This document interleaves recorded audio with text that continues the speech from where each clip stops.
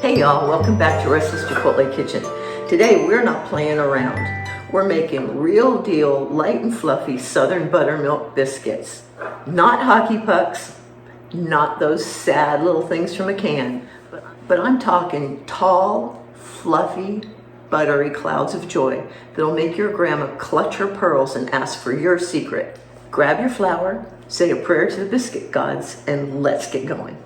What you're gonna need is 2 cups of flour. Now, white lily you can get in the South, and that is probably the best flour for biscuits. It's low in proteins, and so it makes a fluffier biscuit. You can use all-purpose flour, a tablespoon of baking powder, a teaspoon of sugar, a teaspoon of salt, a cup of buttermilk, a 1/4 teaspoon of baking soda, and 1/2 cup of, or 1 stick of butter, which is frozen. The reason I freeze it is because we're not going to cut that butter in little pieces.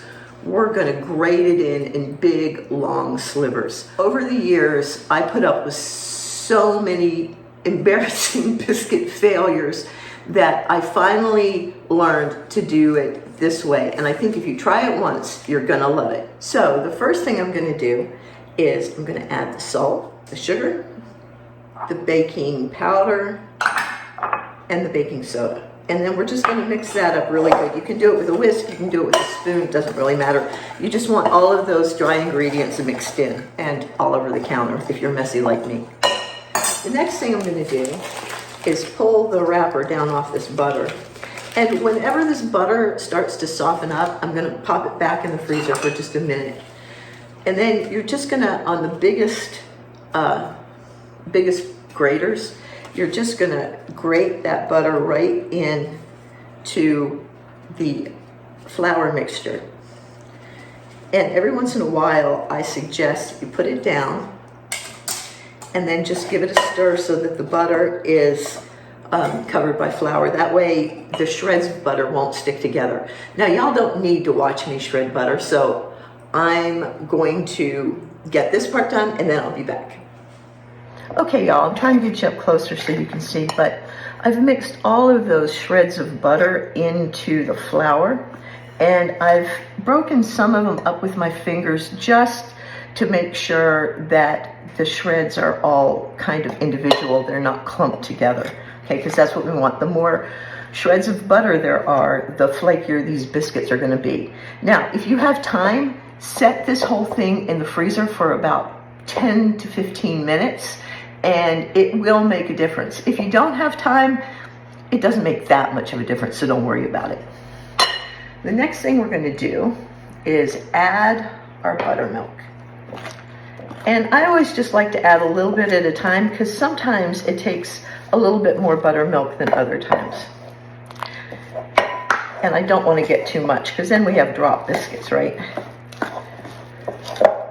Stir that in, get in there with your fingers, because sometimes that's the only way to do it.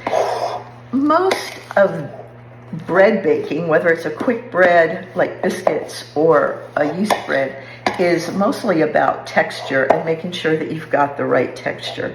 These are plenty wet, so I'm just going to try to get the rest of this flour and butter in there. And that only used about 3/4 cup of the buttermilk. It didn't use all of it. Not nearly all of it. So I don't know what's up with that, but sometimes that happens. Sometimes that happens. So then you're just going to very gently knead your biscuit dough so it comes together, just like that. My oven is preheated to 425, and I've got my cast iron skillet in there because I'm going to bake these in the skillet, and I have it preheating too. So I don't roll my biscuits out, I just pat them out lightly, and I'm going to pat this into a rectangle. And it's a very rough looking kind of dough, but you have to treat it really gently. And you don't want to add too much flour, but you need to add enough to keep it from sticking. I'm going to pat that out just a little bit more. And then I'm going to cut this in about even sizes. And I'm going to put one on top of the other.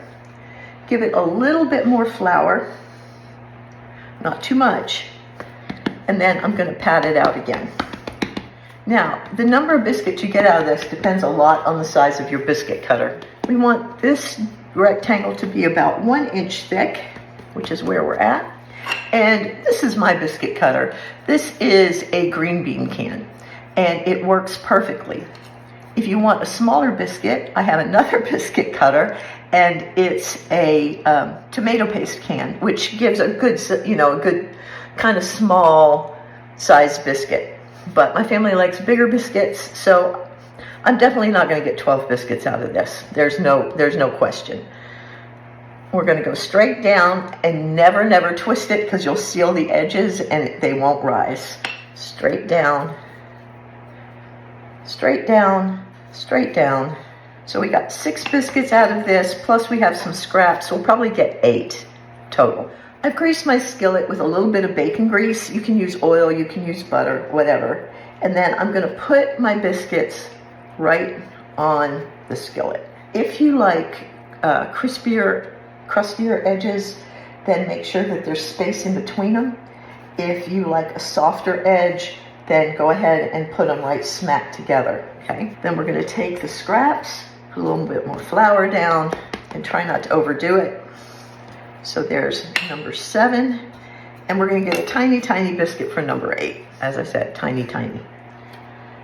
So this recipe makes 12 normal sized biscuits, or 8 of these bigger biscuits that I make between 7 and 8. If you know you're going to want a lot, then obviously you're going to want to double the recipe. Now, before I put them in the oven, I'm going to take a little bit more buttermilk, and I'm just going to lightly brush the tops, even the little one, which will probably go to the dogs. They are not happy with me right now because I've locked them out of the kitchen, because they have a bad habit of barking at the squirrels outside the window. Okay, they're ready to go in the oven, and they'll bake for 15 minutes, and then I'll be back. Y'all, I just pulled these out of the oven. They're still steaming hot, and look, ooh, these are hot. Look how big and fluffy and fat these are. They look amazing. It smells so good in here. When biscuits are done, they should read about 200 degrees on the Insta-Read thermometer, and these do. They're at about 199, and that's as close as we need to get. But look at this. Here is the magic. When you open these up, look at all of those flaky layers. So good, and absolutely ready for some butter. Or maybe a lot of butter. Maybe some isn't the right word. Oh, so good. That's the way that you make buttermilk biscuits, y'all. Well, that's it for me today, y'all. I'm going to sit here and enjoy my biscuit. Look how, I still can't get over how thick and flaky they get. And I'll see you back here next time, okay? I love y'all. Have a great day, and I'll talk to y'all later. Bye-bye.